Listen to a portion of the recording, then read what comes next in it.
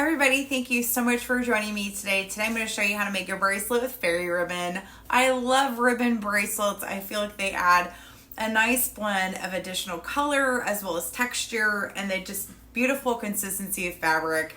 Let's have fun crafting together, and thank you so much for liking and subscribing. I'm very grateful for your support. Let's have fun.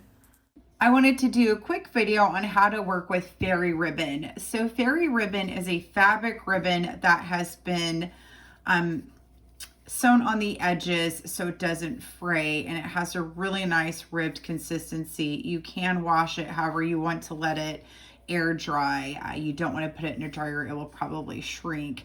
And I just love working with it as a great way to add color and texture to your multi-strand bracelets.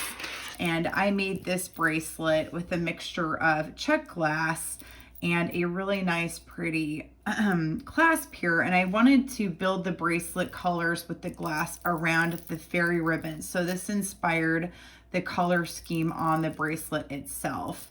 And so I just wanted to demonstrate how you add ribbon to a multi-strand bracelet. So I'll actually be removing the ribbon from this one, and I will start from scratch. So fairy ribbon is usually 3 feet long, depending on where you get it from.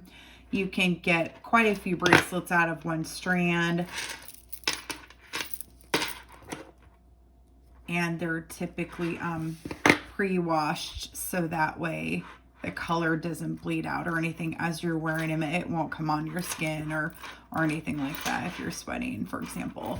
So I'm gonna remove this knot. So how I add fairy ribbon is I need 2 inches of extra length for the bracelet.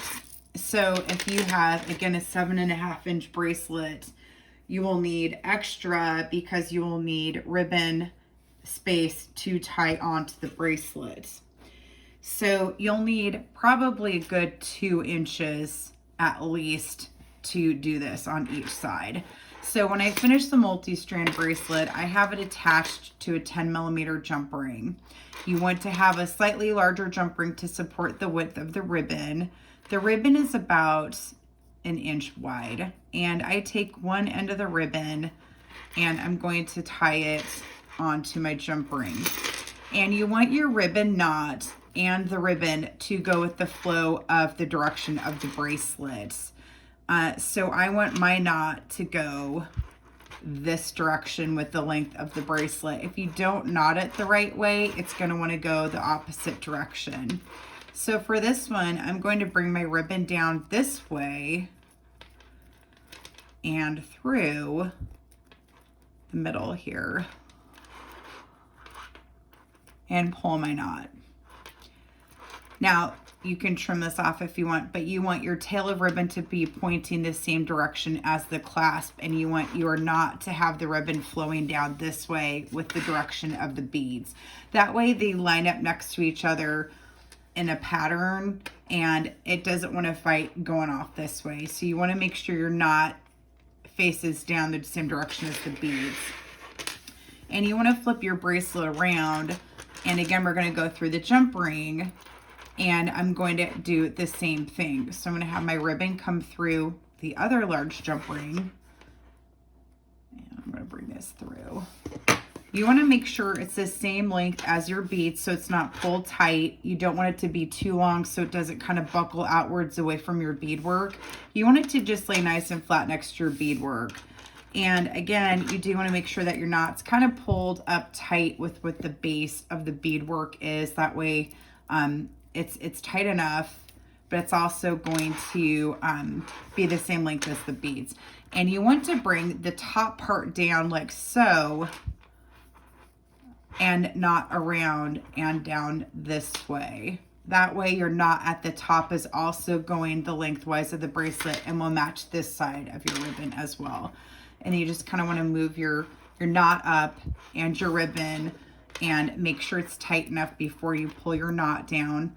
I've never had to glue my ribbon. It always stays knotted and in place on the bracelet. It will stay. Just pull your fabric tight enough for your knot to be there. And it's the right length of the bracelet. It's taut enough. So I'm going to go ahead and pull this nice and tight. Just double check it again before I cut my end. You want to make sure the ribbon is exactly how you want it before you cut the end off. And it's exactly what I'm looking for. So I'm going to use my fabric scissors now and trim the end of my ribbon. And here we go. I've now made a ribbon bracelet. And again, you just want your excess to kind of go off the same direction as your clasp on each side of your bracelet. And then you want the ribbon to go this direction with your beads and the knots and everything to flow with the length of the beads. And then you can just turn around and put it on. And there you go. You've made a beautiful ribbon bracelet. Thank you so much for joining me today. I really appreciate it. Please like and subscribe. If you have any questions, feel free to reach out to me on Instagram or Facebook, or you can send me an email. My website is andriabieberdesigns.com. Have a great day.